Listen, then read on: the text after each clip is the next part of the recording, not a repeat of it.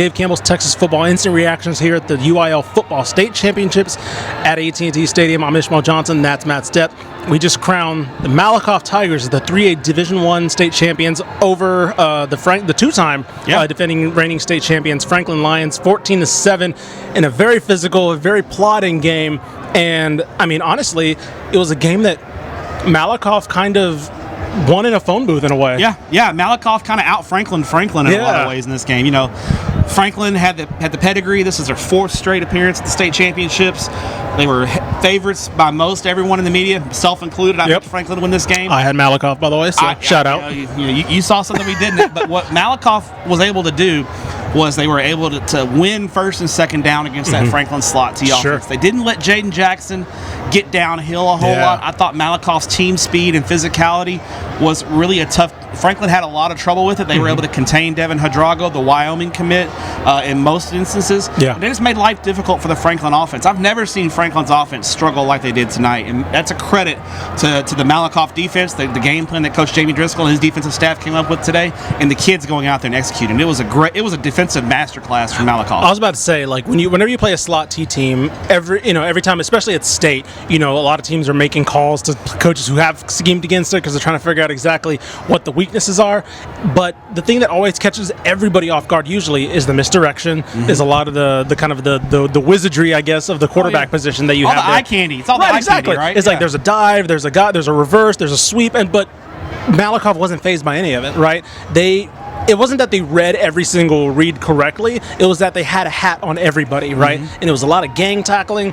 I saw this Malakoff team against Brock in the semifinal, and the reason why I picked them after that game was because our colleague Ashley Pickle, she saw them against Thanksgiving against Grandview. And I saw them against Winsboro, so we've seen a lot of Malakoff And so football. the offense, she was like, the offense was great in that game, and they weren't great against Brock. And so that's why I picked them, because I saw them beat Brock when the offense wasn't clicking. They had non-offensive touchdowns, non-offensive plays, and I was like, okay, if this offense can get something, right? Not saying they were going to blow Franklin out, but it was like they can win with this defense, and that's exactly what they did. And then you go to the offensive side of the ball, and it was Mike Jones, it was Chauncey Hogg, and those guys did enough, right? Yeah. They probably left points on the board in the first half. They absolutely did. Yeah, they had one drive that I think ended inside the 20-yard line with no points.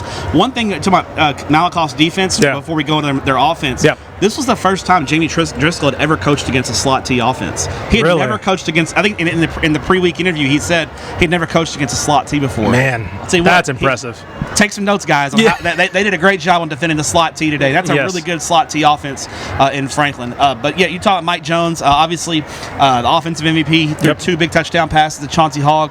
I thought Franklin's defense was up to the task. They really contained Jerian Hall and that Malakoff running game that had been so good.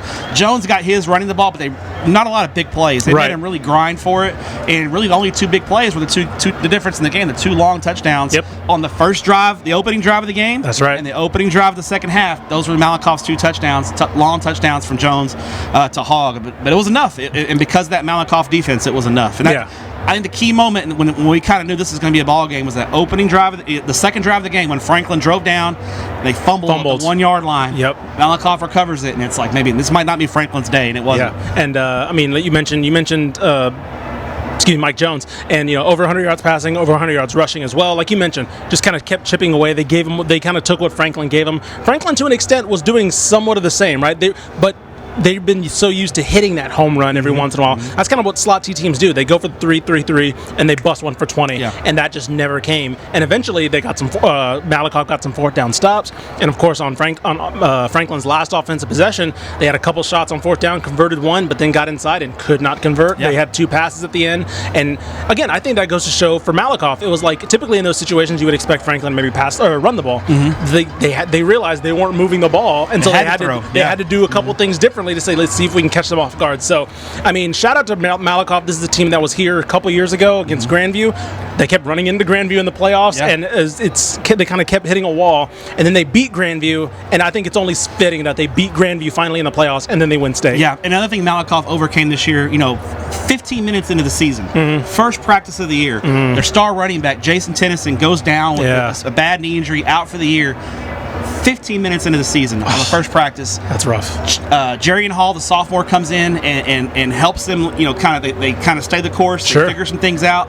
And now next year, Malakoff's got Mike Jones back. They get Jaren Hall back, and they get Jason Tennyson back. Malakoff's going to be a handful in 2024 as well. Yeah. They're going to be a team to watch, and I think Franklin's got a good shot to be back. They've got a lot of young guys as well.